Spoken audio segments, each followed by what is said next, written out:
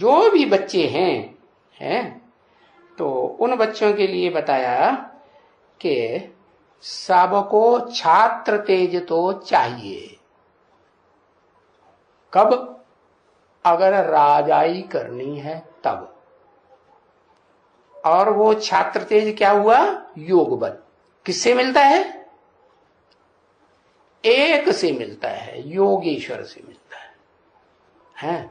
तो वो योगेश्वर से जो योग बल मिलता है, जिसको छत्र छाया दिखाई जाती है झाड़ के चित्र में और सीढ़ी के चित्र में, वो कौन सी छत्र छाया है जो देने वाला है? किसकी छाया में बैठा है? राम को त्रेता में बाबा ने जो साक्षात्कार से चित्र बनाए ना, उसमें राम सीता को छत्र छाया में बैठा हुआ दिखाया। तो किसकी छत्र छाया है? वो ही पुरुषोत्तम संगम युग में जो पार्टधारी आत्मा थी, कौन? मुकर्रर रथ। उसमें सुप्रीम सोल ने प्रवेश किया हुआ था ना। तो जिस सुप्रीम सोल ने प्रवेश किया हुआ था, वो क्या कहता है? दुनिया में कह देते हैं देव देव महादेव है, योगियों का ईश्वर महादेव। लेकिन वो पार्टी भी कौन बजाता है?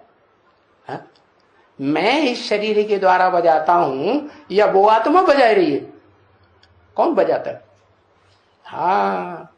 तो बताया वो छत्र छाया, वो जो पहला संगम युगी पुरुषोत्तम संगम युग का जन्म है, वहां से ये छत्र छाया मिली हुई। और तुम बच्चों को भी मिलती है नंबरवार।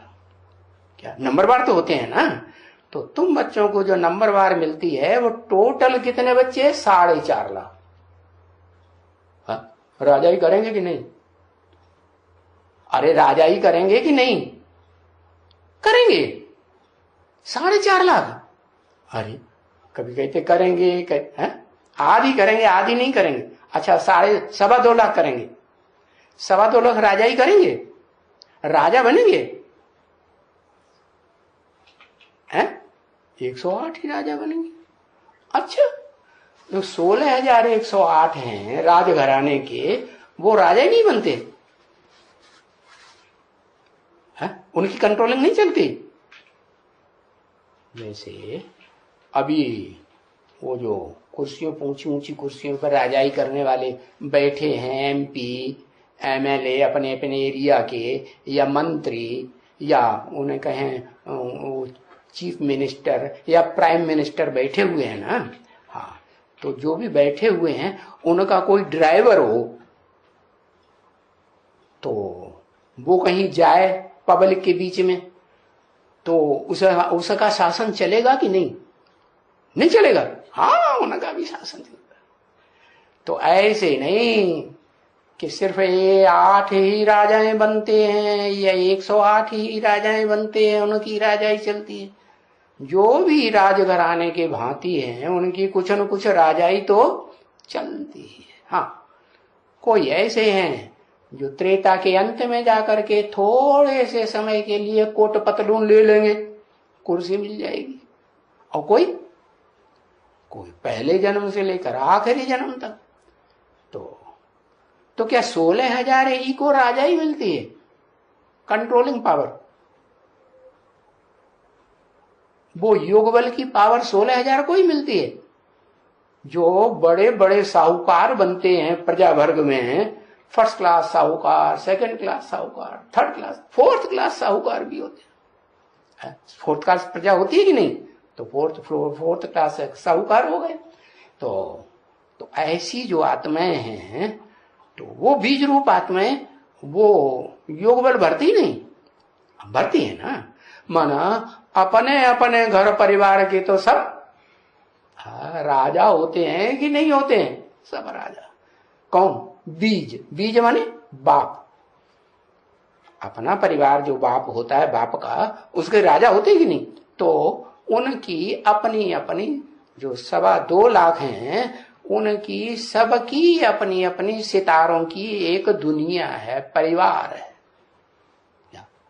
जैसे ये सारी दुनिया अंत में वसुधैव कुटुंबकम बनेगी, ऐसे उन आत्माओं के भी अपने अपने टाइम पर एक परिवार है।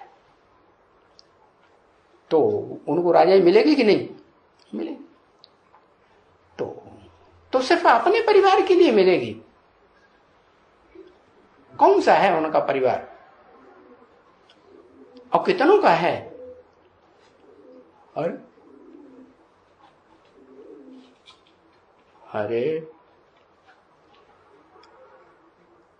2.25 लाख का 2.25 लाख के ऊपर कंट्रोल करेंगे। हाँ ओ भाई 2.25 लाख जो बीज रूप मणके हैं वो 2.25 लाख के ऊपर कंट्रोल करेंगे। हाँ फिर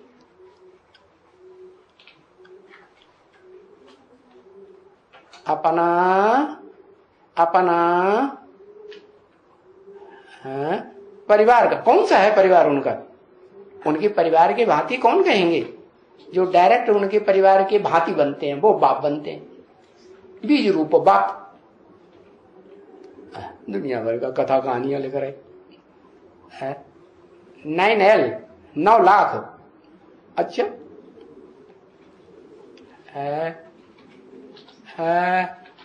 अपना सहयोगिनी शक्ति के ऊपर कंट्रोल करेंगे।